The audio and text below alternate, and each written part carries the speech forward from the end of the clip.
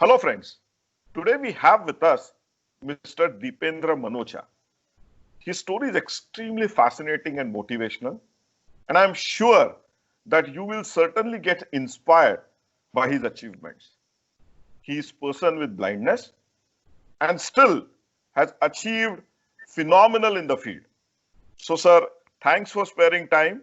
Welcome to the discussion, sir. Thank you so much, Dr. Abhay. I think it's a privilege to be here and to be addressing and conversing with the young population of the country. So, sir, before getting into achievements, I would like to know, sir, how this COVID crisis is treating you. It has made life of common man hell. So, a person with Divyanga, how they are coping with it? So personally speaking, I mean, my work is actually work from home. So I have been working from home for a very long time because I work for DAISY Consortium, which is an international body, and all the staff members of this whole consortium, actually there are about 14, 15 staff members. All of us are spread in say 8 different countries, and we are all working from home. So for me, I mean, work-wise, this wasn't that big a challenge. But talking about persons with blindness in general, the kind of additional the issues that come up is that unfortunately there is a very large number of persons with blindness who are not on the right side of digital literacy and the digital divide, and we have been trying for very many years that we must increase the digital literacy and bring persons with blindness at the right side of digital divide.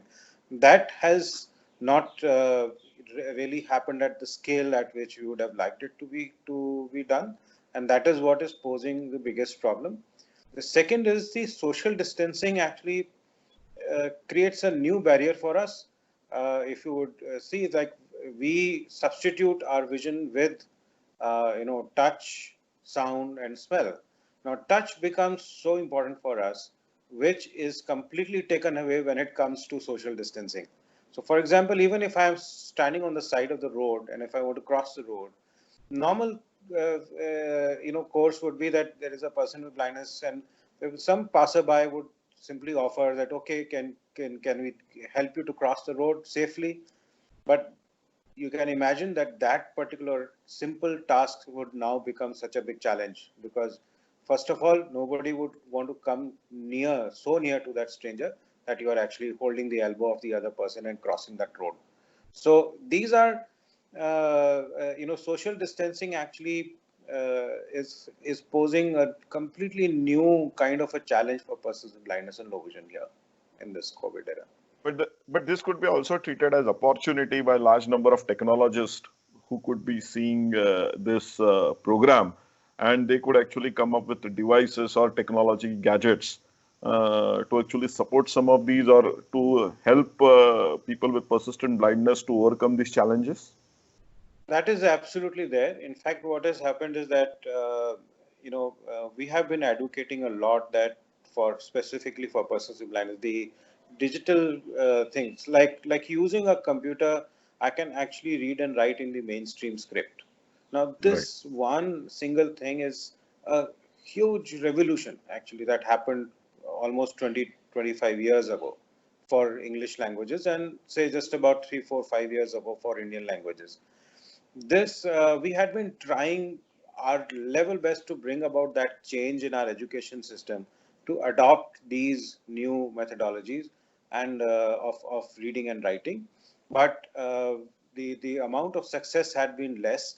Now this COVID actually brings that whole thing at a much bigger contrast, and it becomes a whole new opportunity that the acceptance of this new methodology is much higher because of COVID.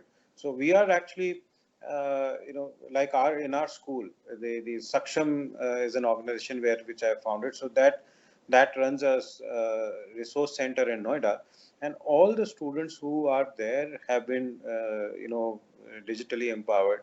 They're enrolled in mainstream schools. They have actually been attending all the mainstream school classes, uh, and their education actually has not stopped. All our resource teachers are also providing assistance, the additional remedial classes, etc., using all these normal Zooms and Skype and all these tools. We have been able to continue the education of such persons with blindness. So definitely, it's a huge opportunity. What we are doing is that we have had dreams for very, very long time to have our own online academy. One example I would like to give here is that normally for creating awareness about these assistive technology, we have been holding seminars and workshops. Now, at any, we would call ourselves hugely successful if in a single workshop we would get, anywhere between 50 to 150 maximum persons who would be attending these workshops. But when it came to COVID, we shifted to webinars. We started conducting webinars, and you would imagine that in the first webinar we conducted, the amount of people who attended that were 1,700 people, and Wow. 1,000 more people have actually, seen the recording of that webinar after the webinar was completed. So just imagine from 100 people and on an average to straight away 2,700 people taking benefit of a single workshop. This I call as a huge benefit of the new Digital era. technology. Yeah, it has shown a way that this is the way where you can actually reach out to more people, especially when the you see the persons with disabilities are scattered wide amongst the whole population. So we are not concentrated on a single place. So Yeah. reaching out to persons with disabilities with any kind of messaging or any solution becomes a huge challenge, because at any one given time you reach out to very, very few people. But if you Very are true, sir. reaching out digitally, obviously you reach out to the whole population. Yes, sir. Your entry into this digital world is also a very fascinating story, right, sir? You were, I think, doing your PhD in Indian classical music, and then Right. suddenly one day you decided that you don't want to pursue this PhD, and you actually completely changed your area and focused on digital literacy, sir. So, what was the story? So interestingly, so this shift is actually not to digital literacy. This shift is actually to literacy itself. You see, what happened was that during my university, so I was in Delhi University actually doing PhD. So I had completed MPhil, and now in MPhil and PhD, of course, you would know that now what we have to study, it's our own study. It's a topic that nobody else is studying. Till you are there, studying in a class of say 20, 50 people, and everybody is studying the same subject and the same textbook. You have classmates who can read it out to you, with whom you can access materials and do it. But when it comes to these research areas, you have to study on your own, and being dependent on somebody else to read and write, I mean, that becomes a huge challenge. So what was happening is that even in that, when I wanted to study for, say, given my 12 14 hours in a day to pursue this whole topic, all that I could do was just study for 2 hours, because that was the time for which the reader was available to me. So I could study more time for it. Then there's 2 3 incidences that happened which were very, very disturbing in a way, that I had to submit an assignment, and I was sitting in a library and all the books were there, and my reader somehow didn't turn up that day, and it was very, very critical thing. I had to submit it. It was the last day for my submission of that particular assignment, and here everything was ready. I just had to put few references from some books, and I missed that thing just because. And you can understand the plight of a person sitting in the library, books all around, and I can't just finish my assignment just because it was very, very painful. And so I felt like an illiterate in a way. So, so if I'm going to a bank, the bank manager is saying, okay, you will have to put your thumb impression. Actually, one of my friends who got employed in a bank later told that during their training, it is told that a person with blindness has to be, their account has to be treated as an account of an illiterate person. So, and this is what I actually felt, that if I had to submit an application, I had to, take a paper out and go to somebody and say that, please, can you write this application for me? This became completely unacceptable to me. And when this opportunity came in 1993-94, that Indian Institute of Science came out with some, there was a speech synthesizer that they created, and you could attach it to a computer and you could actually type your text in, at that time using a word processing software, you could actually type things in. And suddenly when I saw this, it was like, eureka. I mean, here is the solution actually. Here is the way that how I can write myself, which the rest of the world can read. And whatever the rest of the world is writing, I can actually write in that. It suddenly made me literate in a way. Very So true. that was the changing moment. I said, I think there are many persons with blindness who are, or any many other people who are good singers. They can entertain the world. But I think I've got this opportunity that I've been exposed to this technology. One of those first ones to be exposed to this technology in this country. I said the research in this area would be much more satisfying than any other research which many other people are doing actually. So now, sir, you work very closely with IIT Delhi, I think, with Professor Bala's lab, Balakrishnan's labs. And Correct. so what kind of projects you are working on, sir? So you see, this is all about solutions. So what happens is that it's not just technology actually redefines what a person with disability can or cannot do, and this definition is changing every day. So, for example, if I remember in 1998 was the first time when I got my first talking thermometer, and I bought it in UK. Uh, so that day, I became enabled to measure my own temperature if I was Temperature. running a fever. Before that, it was not possible. So this changed the meaning of blindness for me. I mean, it changed what I could do or what I could not do. I mean, I could not measure my temperature before 1998 that day, but immediately after that day, I could do it. So it's that kind of an enabling, technologies which are there. But a technology in itself is not a full solution. It has to fit into an ecosystem. It has to be affordable. It has to be compatible with my languages, and I also need to understand how to use that technology. When all these things we put together, then a technology actually becomes a solution for me.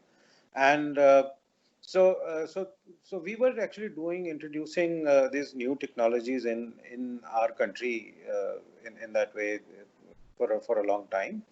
And but obviously we felt that uh, all that is required doesn't exist. There was a lot of remodeling, re-engineering was required, reverse engineering was required, because there were a lot of solutions which are available in high income group countries but were not affordable. I mean, they were not practically possible to have that. For example, a simple thermometer also, which I'm saying, I got it for 2,500 rupees at that time in 1998. Now, how many people in India could have afforded Afford just a that. thermometer at that cost? Very So true, sir. obviously, we had to create something which is affordable in India. I mean, we had to create we would need to maybe sometimes recreate solutions, sometimes adopt those solutions for our country, sometimes create some absolutely new solutions. And how would that happen? So that is where we started approaching, several of our places like the.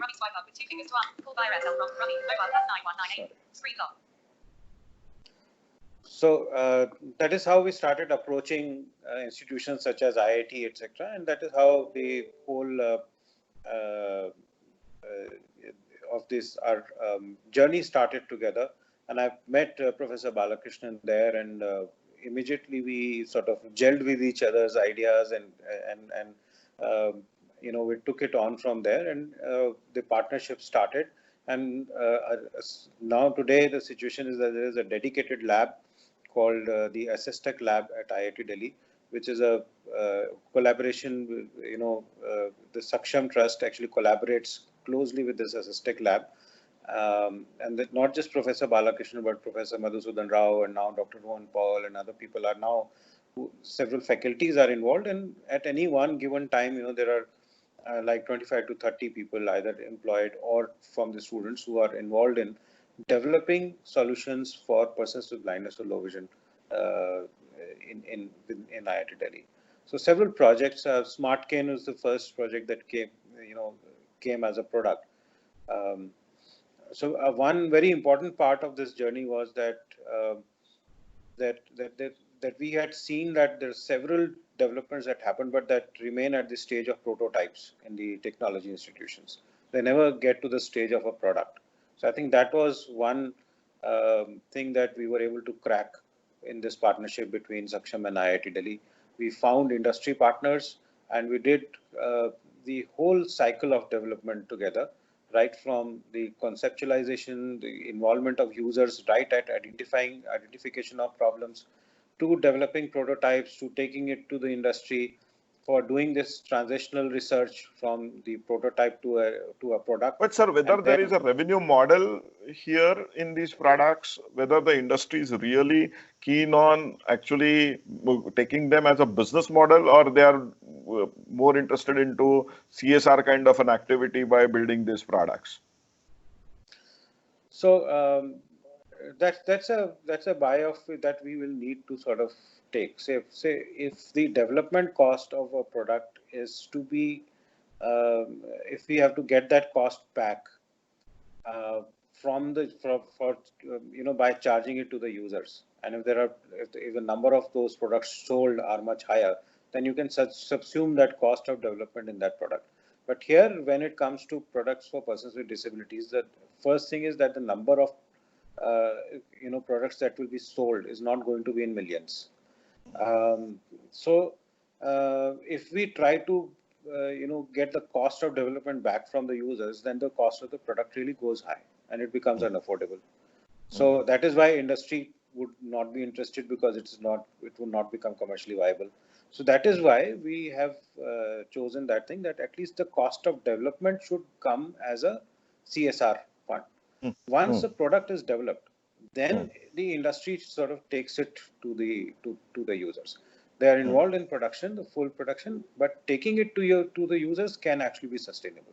But if we are able to subsidize the development and the transitional research, it's not just the, so there's a lot of funding happening to the educational institutions or the just for the development till the prototype. But right. there are very few programs that even provide support to an industry to Mm, actually do this transitional research for changing from prototype to a product. So that is where I think we were able to demonstrate that if we actually do that, provide that kind of a support to the industry will be happy to come and sort of sustain itself after that, and provide a very, you can say, affordable solution to persons with disabilities. And SmartCane is a living example of that kind of a solution. We also have now refreshable braille displays, which have also come up as the very same true. same kind of solutions now. So, sir, one aspect certainly is technology, which you are working on. The other is human angle, empathy, sensitivity towards people with Divyanga. So, sir, in last 24 years, 25 years, do you see that that has changed and institutes are now more ready to actually accept Divyanga people, or it's still more or less the same? No, so this is actually a journey. I see this as a journey. We have come a long way from where we were many years ago. The stereotypes are getting broken. The like my getting into, say, music. I mean, that was not something which was where I was given a choice, for example. So it is a stereotype that yes, since persons with blindness not able to read and write themselves in a mainstream script, and so reading and writing was not considered to be a strong point for persons with blindness. So they said that okay, get into practical arts, and music was supposed to be, like, okay, if you're a person with blindness, go into music because then you are equal to everybody else, right? Now that kind of a stereotyping existed for a long time. There are a lot of religious beliefs which superstitions associated with all this blindness, and our, all these purva janma karma theories and all those things used to be. I mean, we have faced all that right from childhood, all those kind of barriers and attitudes and negativities associated with it. But I mean, yes, but on the other hand, we have seen a lot of positive side of people also. Uh, so, in fact, majority is positive. Unfortunately, we remember most negative things. But 98 out of 100 people are would be positive. 2 people would be negative, but those negative things, Stick into your head. affect a lot. So we do see positive side of people a lot.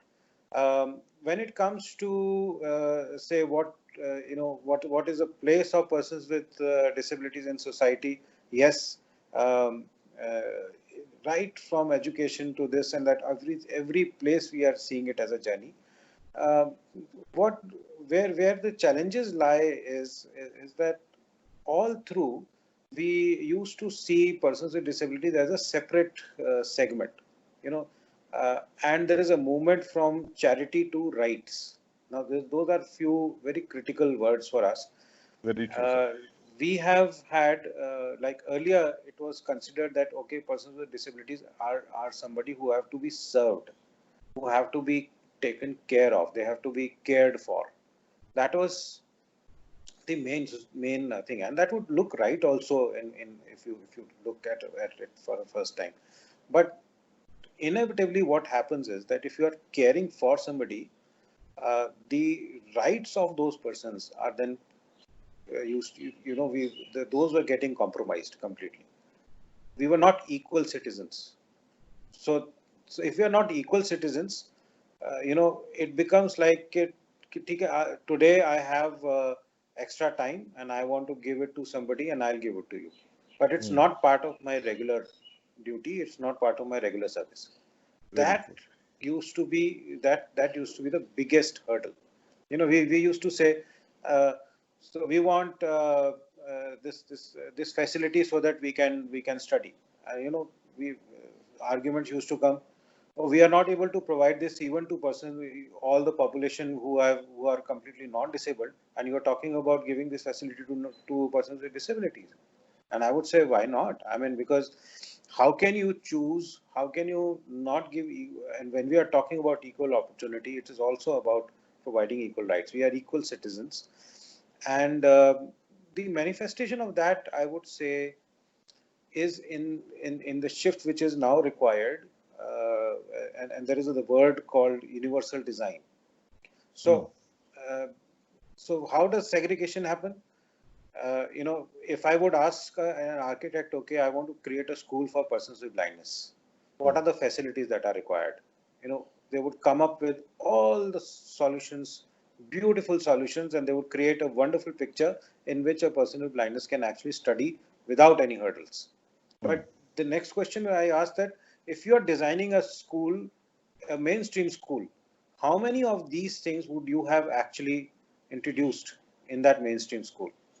Hmm. Now, there the answer used to be, this wouldn't have even crossed our mind that all these things have to be provided there. So Hmm. we are thinking in silos, and we know this, that unless our society is inclusive, the solutions will never come. Till the time we our education system was dependent on special education and special schools. How much amount of people who were supposed to be in school were there in the school? Just about 5%. So Very if there true. were 100 students who were in the age of being in education system, only 5 of them were there getting educated. 95 were not getting educated. we have been able to bring them up to the level of just about 48-50% right now, still way below the national average. But um, uh, but this change happened only when we decided that okay, we have to follow inclusive education. No institution can refuse admission to a person with blindness or any disability on the basis of disability. It's a responsibility. Now, this is the mindset that needs to change, because we can't run separate banks for the blind. We can't run separate airlines for the blind. We can't run, the whole. We can't create separate roads for wheelchair users. After all, everybody has to use the same infrastructure. Now, when we are designing that infrastructure for the mainstream, if we do not acknowledge this diversity, obviously we are creating hurdles for a very large percentage of population. And I'm telling you, this is not charity at all. This is wise investment, because if we have a large population of part of our population dependent on a smaller percentage of our population, we are heading for a disaster, economic disaster.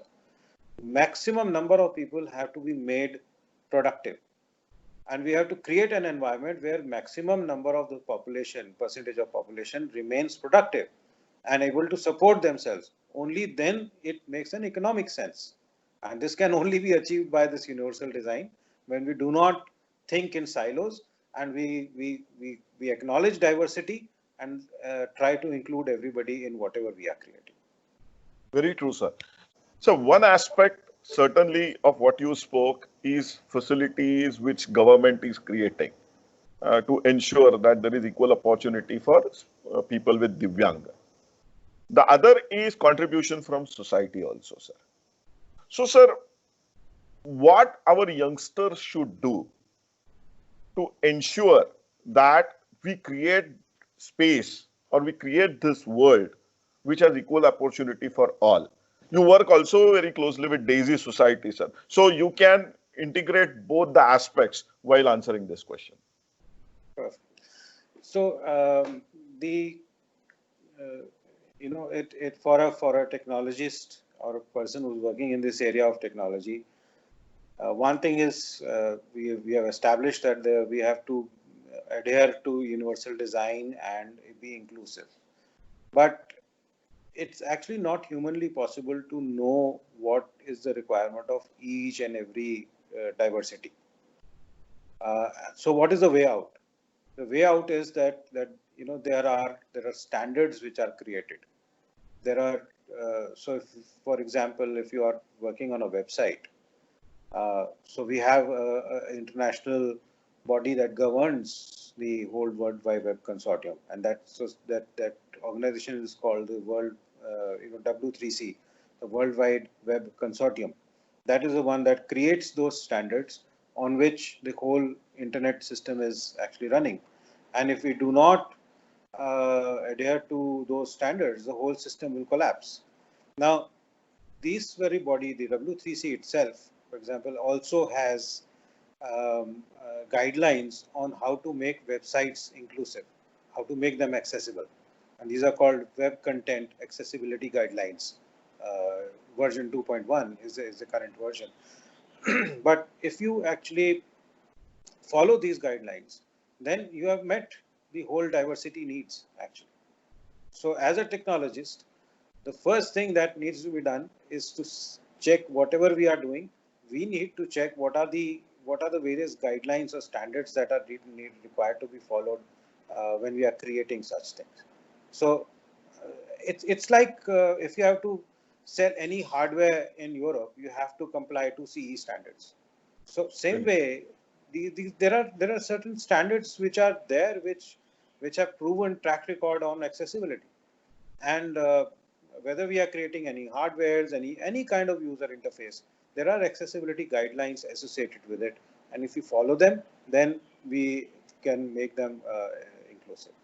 There's another aspect to this whole issue. Uh, you know, uh, as I said earlier, also that one is about assistive technology, and the second is about a solution. So when it comes to assistive technology, it is a technology that you give in the hands of persons with disabilities, right? Say, for example, a wheelchair.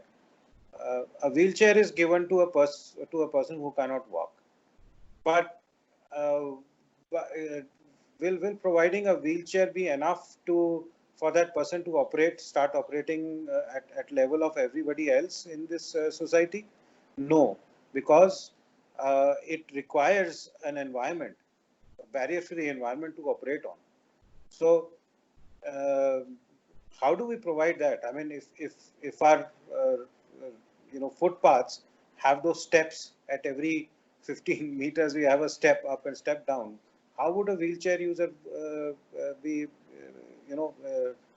negotiate that footpath? So, uh, so there are very distinctly these two parts to a solution. One is the assistive technology that is provided as a part of the solution to the user. And second is that environment under which this assistive technology is supposed to operate. And we obviously need our work to provide both, solutions to work on both the sides. The second side actually gets addressed by that standards work that we spoke about. And when you spoke about, so this is very close to the work that I do at DAISY Consortium. So DAISY Consortium in itself is a consortium which creates standards for digital books. So incidentally, persons with blindness were the first users of digital books. So DAISY Consortium, started in 1996, and the rest of the world started shifting to digital books like those Kindle books and your Google Play books, etc. All those solutions in the early part of, say, after 2003, 2004. We were actually the first ones to create standards on digital books. And you will be surprised to know that the standards created by DAISY Consortium got actually adopted by the mainstream industry. So standards which were created for persons with blindness by DAISY Consortium became EPUB in the mainstream industry, which was adopted by even the giants like Apple and Google and Amazon's and Microsoft. All these big organizations that ventured into digital books actually adopted what was created for persons with blindness in this area. So, and one more interesting fact I can share with you, that a person with blindness who is the Secretary General of the DAISY Consortium, a person called Mr. George Kircher, who is a US citizen, actually became the chairman of this whole industry body for digital, the International Digital Publishers Forum that created standards for digital books. A person with blindness chairing the whole industry body, I mean, you can imagine what kind of a role this whole thing has played in the mainstream industry. So standards is a key thing. DAISY Consortium creates those standards for digital books, but we do need an environment also for operating and for adopting these standards and providing assistive technology that is able to operate in this environment. So, sir, let's close down on this very positive note, sir. Thanks for sparing time. It was really pleasure talking to you, sir. Thank you, Dr. Abhay. It was absolutely a pleasure. Absolute pleasure. Thank you. I will also request all my viewers to check out the other videos. I have done more than 30 leadership talks, and you can see all of them on my Twitter handle, Abhay Jere. So thank you very much.